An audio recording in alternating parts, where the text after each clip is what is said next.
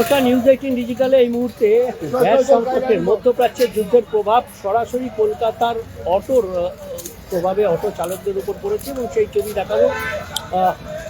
বিকেল সন্ধ্যে থেকে অটো চালকেরা এভাবেই দাঁড়িয়ে রয়েছেন। কতক্ষণ দাঁড়িয়ে আছেন এরকমভাবে? কালকে ওই সন্ধ্যে 7টা থেকে দাঁড়িয়ে আছি, এখনো প্রায় 12-13 ঘন্টা হয়ে গেল। দাম মানে দুদিকে সংকট, তো জোড়া সংকট, একদিকে দাম বাড়ছে, অন্যদিকে এরকম লাইন। বিশাল বিশাল, মানে আমাদের এখন অবস্থা একদম দিয়ালে পিঠ থেকে যাওয়ার মতো এরকম অবস্থায় পরিণত হয়েছে। আমরা তো আবেদন করব কেন্দ্র সরকার বা রাজ্য সরকারের কাছে, যেন আমাদের এই দিক থেকে যেন অন্তত একটু দেখা হয় মানবিকভাবে। কেন আমরা যাত্রী ভাড়া এখনো অবধি বাড়াইনি, কিছু কিছু রুটে বাড়ালেও বাড়াতে পারে, সেটা বোধ হয় সামগ্রিকভাবে ইউনিয়নের তরফ থেকে কলকাতা এবং তার আশেপাশের অঞ্চলে এখনো পর্যন্ত বাড়ানো হয়নি। কিন্তু নাগরিকদের সমস্যা হয়তো এখনো আপনাদের সরাসরি ভাড়াতে পড়ছে না, কিন্তু আপনাদের রুটি রুজির তো অবস্থা খুব খারাপ হচ্ছে।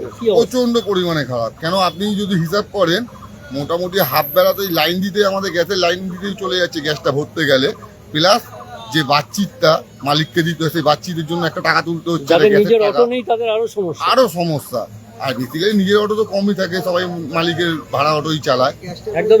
একদমই আপনি টাকা গুনছেন, কিন্তু টাকা আসছে কি, ভাড়া আসছে কি? যে অনুযায়ী গ্যাস বেড়েছে, হ্যাঁ, আমি ভাবলাম এই টাকায় মোটামুটি আমার চলে যেত, কিন্তু এখন যা দেখছি আমাকে এর মধ্যে আরো 200 টাকা এক্সট্রা দিতে হবে। আপনার তো চোখ লাল হয়ে আছে, কখন থেকে আছে? কালকে 8:30 দিয়ে রাত্রির বেলা আছে, রাস্তায় পড়ে আছি, বাড়িতেও যেতে পারেন? বাড়ি যাইনি, কারণ আমার গাড়ি ঠেলে নিয়ে এসেছি, গাড়িতে গ্যাস নেই যে আমি বাড়ি নিয়ে যাবো গাড়িটা।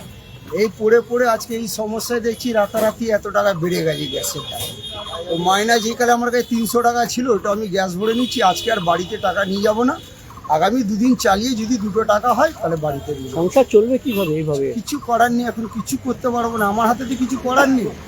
যেই অবস্থায় দাম বেড়েছে আমাকে সেই অবস্থায় নিতে হবে, আমার জন্য তো আলাদা কিছু হবে না। একদমই। আর এই রকমই অসহায় অবস্থা, অর্থাৎ কিছুই করার নেই, কিন্তু তবুও এই দীর্ঘক্ষণ গ্যাসের লাইনে এভাবেই দাঁড়াচ্ছেন।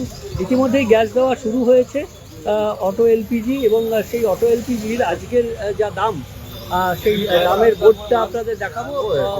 70 টাকা 68 পয়সা। আরো একবার দেখাই, 70 টাকা 68 পয়সা এই মুহূর্তে। আজকে কত রেট দাদা? 70 টাকা। কত ছিল? 62। অর্থাৎ দাম বেড়ে গেছে, বা স্বাভাবিকভাবেই যা আশা করে এসেছিলেন তার থেকে বেশি খরচ হয়ে গেল। মানে বাজেট, সংসারের বাজেটে এবার প্রভাব। একদমই। আর আমরা দেখাবো, কথা বলছি আপনার সঙ্গে, যাবো। अब हम लोग कुछ नहीं कर सकते, इस हालात में आ गए। अब हम लोग गैस लेने ही होगा। हम लोग कल 11 बजे रात से खड़ा हो गए, अब क्या करें, दाम ज्यादा रहे कम रहे, अब गैस को हमको लेना ही होगा दादा। একদমই। আর আরো একবার রেটটা আমরা দেখি, 70 টাকা 68 পয়সা। অর্থাৎ কালকে রাতেও যারা বিকেলে রাতে যারা এই অটোর লাইনে দাঁড়িয়েছিলেন, সেই তারাও কিন্তু ভাবতে পারেনি যে তাদেরকে 8 টাকা বেশি দিতে হবে অটো লাইন। এবং সেই রকমই রাত জেগে অনেকে লাইনে দাঁড়িয়েছেন, কিন্তু জানতেন না তখনও যে 8 টাকা বেশি রেট হয়ে যাবে।